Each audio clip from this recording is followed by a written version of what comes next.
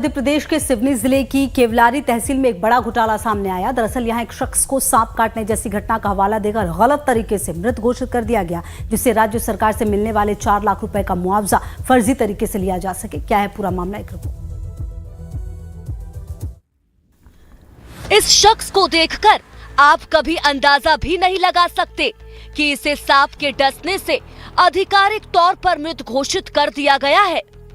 सरकारी दस्तावेज के मुताबिक मध्य प्रदेश के सिवनी जिले के मलारी गांव के रहने वाले संत कुमार बघेल का नाम मृतक के तौर पर दर्ज है।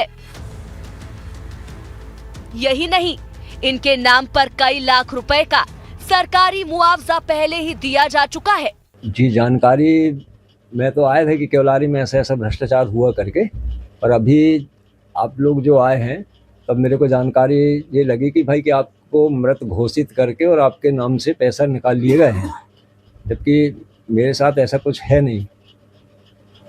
लेकिन इस तरह से जो भ्रष्टाचार उन लोगों किया है, क्या मांग करते हैं आप? हम तो सरकार से यही मांग करते हैं कि ऐसे भ्रष्ट अधिकारी कर्मचारियों के ऊपर सख्त से सख्त कार्रवाई होना चाहिए, ताकि आगे इस प्रकार की गतिविधि में वो लिप्त न रह पाए। यहाँ तक कि बघेल के परिवार ने भी इस बात की तस्दीक की है कि वो जिंदा है और स्वस्थ है। ये जानकर हर कोई हैरान है कि कोई शख्स केवल सरकारी मुआवजा पाने के लिए इस तरह का फर्जीवाड़ा कैसे कर सकता है। ये बताइए कि आपके गांव में कोई संत कुमार जी रहते हैं क्या, और ये क्या उनकी मौत हो चुकी है सांप आप काटने से? क्या हाँ, रहते हैं। वो मेरे भतीजे हैं।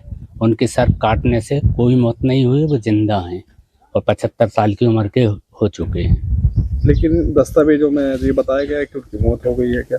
जी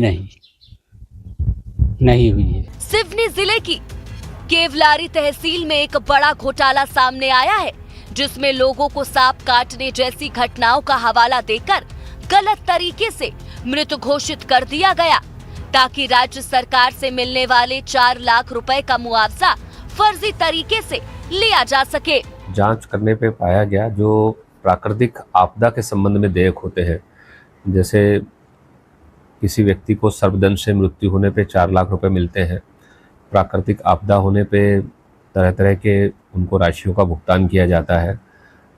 नदी में अगर कोई व्यक्ति डूब के मर जाता है तो उसको भी शासन के द्वारा मदद करने का प्रावधान है। अधिकांश देयक इसी से संबंधित है और इसमें फर्जी देयक तैयार करके कोषालय के माध्यम से इसका भुगतान किया गया। कुछ मामलों में धोखाधड़ी से मुआवजा पाने के लिए एक ही नाम के शख्स को कई बार मृत बताकर मृत्यु प्रमाण पत्र जारी किए गए हैं। ऐसा ही एक मामला द्वारका बाई का है, जो सरकारी रिकॉर्ड के मुताबिक बिछुआ रैयत गांव की रहने वाली है। इसमें 3 नाम ऐसे हैं जिनके नाम पे बार बार फर्जी आहरण किया गया है। द्वारका बाई है, उनके नाम पे 28 बार पैसा निकाला गया है 4 लाख रुपए के मान से। ऐसे एक श्री राम है, एक राम प्रसाद जी है, इनके नाम पे भी ऐसे ही फर्जी देयक तैयार किए गए हैं। स्थानीय ग्रामीणों ने इस बात की पुष्टि की है कि द्वारका बाई नाम की महिला उनके गांव में कभी थी ही नहीं।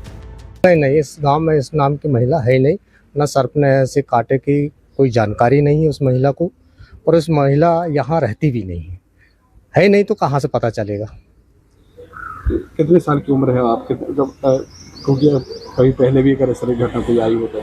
मेरी 59 साल की उम्र है, पर 59 साल की उम्र में मैं ये नाम की महिला को पहली बार अभी आप लोग के द्वारा सुन रहा हूँ, पर मैं रह रहा हूँ यहाँ जब से, इस नाम की महिला यहाँ नहीं। मेरी ग्राम पंचायत में जो नाम आप द्वारका बाई बता रहे हैं, वो मेरे ग्राम पंचायत में इस नाम की कोई महिला नहीं है, और ना कोई किसी प्रकार की ऐसी मेरे गांव में दुर्घटना नहीं हुई, ना सांप ने काटा। अगर हमारे गांव में सांप काटते हैं या कोई बात होती तो पूरे गांव में फलाने आदमी सांप काट दे, फलाने आदमी सांप काट दे कह के मेरे यहाँ पुरानी पद्धति से कोई माने कि कोई सेपार गिरते हैं, वो गिरते हैं, इससे पूरे गाँव में जानकारी होती।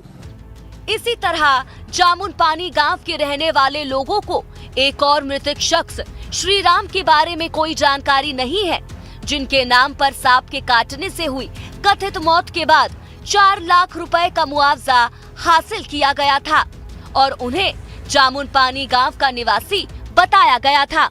ये आपकी ग्राम पंचायत में कोई श्री राम नाम का व्यक्ति है जैसे सर्प ने काटा हो कुछ सालों में? क्या नाम सर? श्री राम नाम का। श्री राम नाम का तो नहीं है सर जी।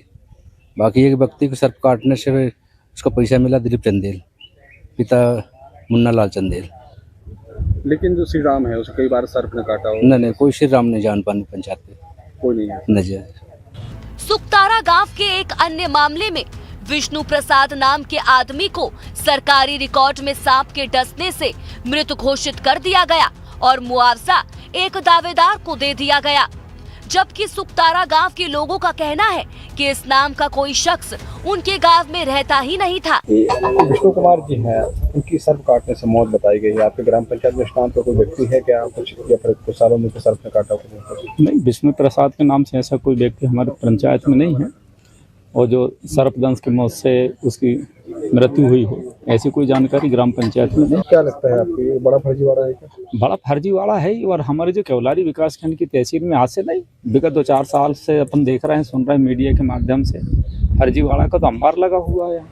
जांच अधिकारियों के अनुसार धोखाधड़ी के दावे 2019 और 2022 के बीच किए गए हैं और इस अवधि के दौरान 47 अलग अलग लोगों के बैंक खातों में 11 करोड़ रुपए की धनराशि बतौर मुआवजा जमा कराई गई है। तमाम खबरों पर नजर